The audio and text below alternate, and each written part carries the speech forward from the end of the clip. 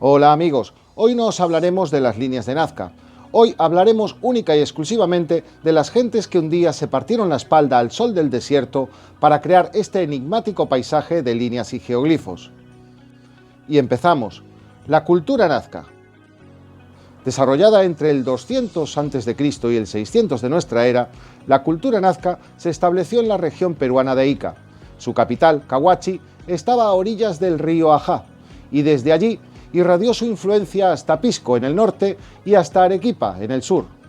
También se extendieron hacia el este, alcanzando las zonas altas del Ayacucho. El arqueólogo alemán Federico Max Uhle fue quien descubrió la cultura nazca en el año 1900. Con hallazgos hechos en Ocucaje, distrito del departamento de Ica, Uhle identificó el origen y las tipologías de esta cultura, a la que denominó protonazca, y a la que estacionó como anterior a la expansión del Tiwanaku, hoy Tiwanaku Wari. También supuso una fuerte influencia de la anterior cultura topará, que se desarrolló en este mismo territorio. Ambas tenían las mismas tradiciones y usaron las mismas técnicas de agricultura. Ambas eran también culturas militares. La sociedad nazca se desarrolló en una de las zonas más difíciles del territorio peruano, de clima subtropical, árido, con desiertos que rodean a los pequeños valles del departamento de Ica, como Río Grande, Ica, Pisco. Estos ríos se secan en verano y aumentan su caudal en invierno, lo cual determina el paisaje geográfico que habitó un día la población de Nazca. Desde estas zonas se expandieron hasta el valle de Chincha, en el norte, y hasta el valle de Acari, Arequipa, en el sur.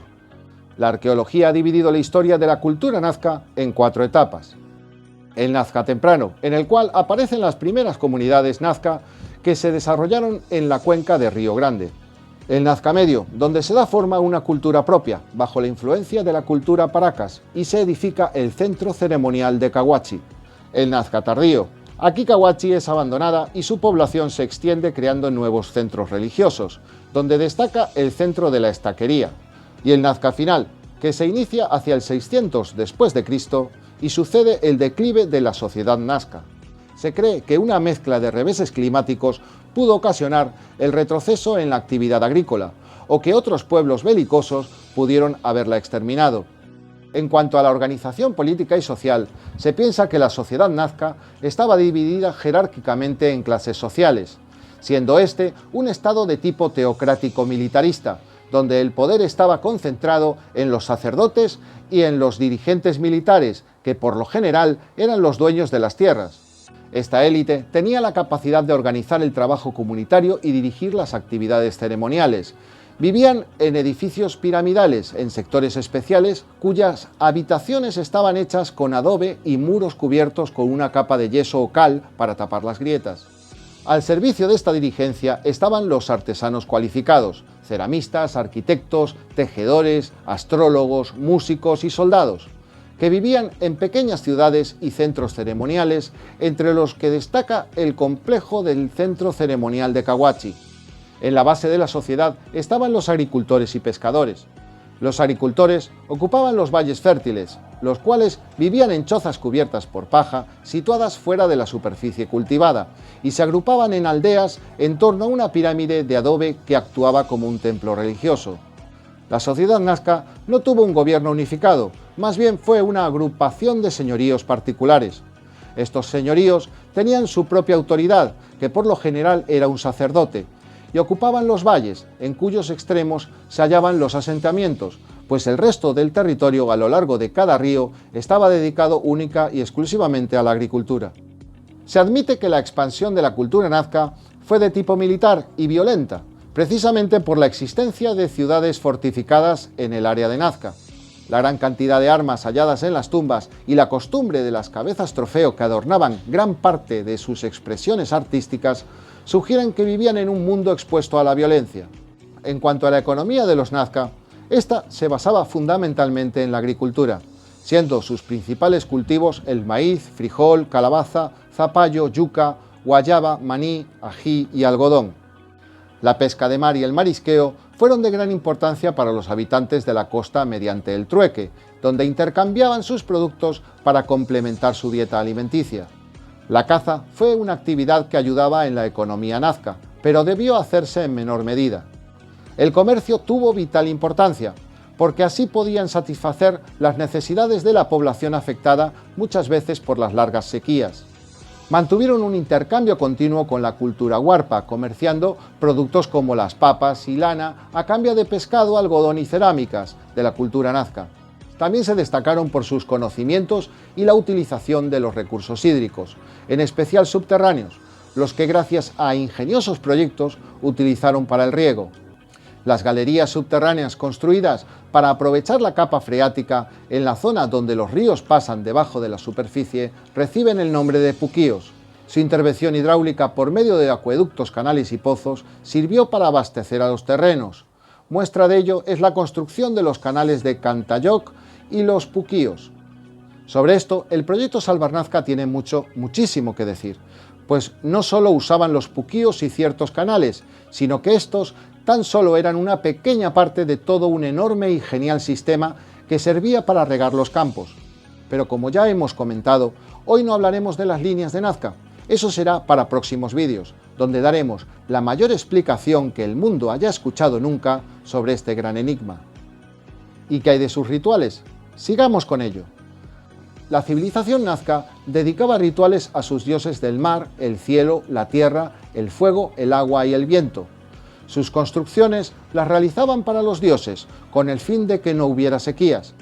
Y su religión también tenía que ver con el misterio de las líneas de Nazca, que son consideradas por algunos como un lugar de cuantiosos rituales ofrendados a sus dioses. No obstante, en el proyecto Salvar Nazca sabemos que si estos rituales estaban relacionados con las líneas, era porque de ellas dependían sus vidas, lo cual es importante, y lo lógico y normal es que realizasen rituales para poder alimentar a sus familias. En cuanto a los entierros funerarios típicos de los Nazca, diremos que son en general individuales, dentro de un pozo poco profundo. La jerarquía del difunto se puede establecer por la complejidad del forrado de la cámara y de la cantidad de objetos que lo acompañaban. La momia era colocada en posición fetal, envuelta en capas de mantos, hasta formar un fardo, similar a los de Paracas. Algunos fardos cuentan con la llamada cabeza falsa, un pequeño bulto en la parte superior que simulaba una cabeza. Las tumbas de los hombres y mujeres del pueblo no son lujosas. Esto era fortuna distintiva de la nobleza. Fue una costumbre propagada entre los nazca la momificación de las cabezas, posiblemente de guerreros vencidos, algo que hoy consideramos un tanto bárbaro, pero que en aquellos tiempos estaba de moda. Se pensaba que un guerrero tendría un mayor prestigio cuanto mayor número de cabezas poseía, y eso le daba poder y autoridad. Estos ritos tienen su origen en la cultura chavín y en la cultura de Paracas. Para hacer una cabeza trofeo, sacaban el cerebro por la base del cráneo, luego cosían la boca de la cabeza y hacían un pequeño agujero en la frente, donde deslizaban una cuerda para colgarlos. La finalidad exacta de las cabezas trofeo es difusa. La más considerada ha sido que el guerrero vencedor tenía derecho a cortar la cabeza al enemigo vencido y convertirla en un trofeo que llevaba siempre consigo. Pero el encuentro de cabezas de niños y mujeres que no estaban asociadas a pasajes guerreros ha hecho suponer que fueron también prácticas vinculadas al culto de la fertilidad. Pero vamos a más. Considerados continuadores de la civilización de Paracas, sobresalieron por su creatividad pictórica, ceramista y textil. La cerámica nazca reprodujo figuras de animales, plantas, hombres y mujeres realizando actividades cotidianas. Por lo general, está decorada con pinturas minerales, cuidadosamente molidas y mezcladas con agua o savia de plantas locales. También se destacan las figuras de hombres mutilados, lo que hace suponer que realizaron sacrificios humanos. La cerámica nazca es considerada como la mejor lograda del antiguo Perú, pero la alta calidad y variedad rivaliza también con la cerámica moche. Sobre sus ceramios diremos que pintaron y decoraron toda la superficie sin dejar espacios en blanco, por lo que se dice que tuvieron horror al vacío. La forma más típica de las vasijas es el cántaro globular, con dos picos o vertederos y con asas puente. También fabricaron ollas esféricas, tazas y vasos. La decoración de sus cerámicas se destaca por su policromía y su complejidad, ya que usaban hasta 11 gradaciones de color en una sola pieza y manejaban unos 190 matices diferentes. Los arquitectos de Nazca emplearon la madera, el adobe y la misma corteza de los árboles para construir sus viviendas y centros ceremoniales. Con la tierra amasada con agua, elaboraron adobes para construir santuarios para la nobleza, en forma de pirámide trunca. Ejemplo de ello son las ciudades de Tinguilla y Cahuachi. Estas dos últimas son muestras de planificación urbana. La primera constituye la mejor expresión arquitectónica, la segunda considerada la capital de los Nazca. Manipularon el oro y la plata para hacer máscaras, orejeras, narigueras y otros objetos rituales, adornados por medio del repujado. ¿Y qué es esto del repujado? Pues es una técnica artesanal que consiste en trabajar planchas de metal para conseguir una figura artesanal en relieve. Interesante, ¿no lo cree? Para confeccionar sus tejidos utilizaron algodón y lana de camélidos, dominando las técnicas del embrocado, tapicería, gasas, telas pintadas, tejido tridimensional y bordados. Sobre la tela llana del algodón bordaban con la lana de camélidos teñidos con varios colores. Los Nazca fueron herederos de la cultura topará, en lo que se refiere a la fabricación de refinadísimos mantos o telas, aunque se dice que no lograron la misma calidad y fastuosidad en los terminados. ¿Y qué hay de la música? ¿Tenían instrumentos? Pues sí, los tenían. Se han encontrado instrumentos musicales en las tumbas de los Nazca, construidos de cerámica, como quenas, trompetas, bombos y tambores. Todos estos decorados artísticamente, muchas veces con formas antropomorfas, como cabezas de personas o también de animales. El hallazgo de flautas de cerámica supera a todos los instrumentos musicales de América precolombina. Estas flautas poseen 8, 9, 10 y hasta 11 notas diferentes. Se trata de escalas musicales que han sido utilizadas en la actualidad por músicos para crear obras musicales como la Sinfonía, las Pampas de Nazca y la Danza de Nazca, entre otras. Espero que les haya gustado este capítulo y se sientan más cerca de estas gentes, pues además de ser los creadores de las enigmáticas líneas de Nazca, también eran personas con unas vidas muy complejas dignas de ser contadas.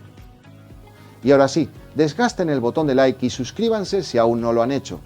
No se olviden de darle a la campanita para estar atentos a próximos episodios que les llevarán más cerca de la respuesta a la gran pregunta: ¿qué son las líneas de Nazca? Yo soy Carlos Hermida y esto ha sido Salvar Nazca.